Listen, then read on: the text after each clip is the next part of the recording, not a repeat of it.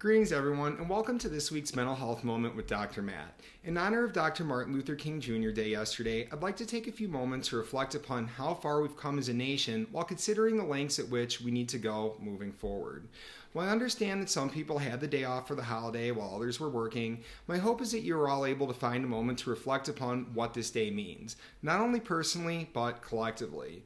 For me, I remember learning about Dr. Martin Luther King Jr. as a child during the 80s. It was understood that Dr. King was a great man who made his life's mission about equality. Upon discussing equality, there was oftentimes the phrase racial tolerance thrown around. Even as a youngster, the term never really sat well with me. At the time, I wondered why the message was to merely tolerate one another, like how I would sometimes tolerate a stalk or two of broccoli in my best friend's house to be able to earn a sleepover. I couldn't stand the broccoli, even to this day, but I tolerated it enough to get what I wanted. But the more I thought about it, the less I could make sense of how merely tolerating one another would take us to where we wanted to go collectively. And as I grew older, I began hearing the word acceptance more.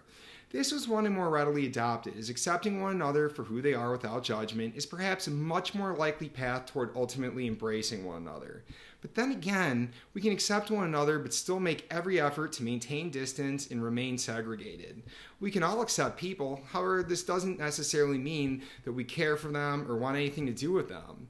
While this may minimize hatred and blatant acts of discrimination, we still need more to bring this together.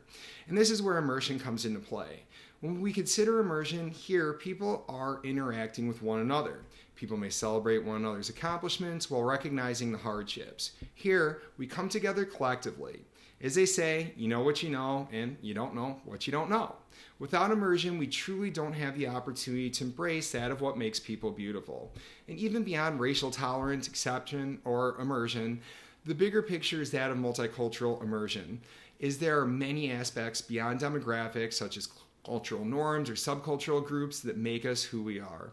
As we proceed throughout 2024, I encourage you to consider where you fall along this continuum.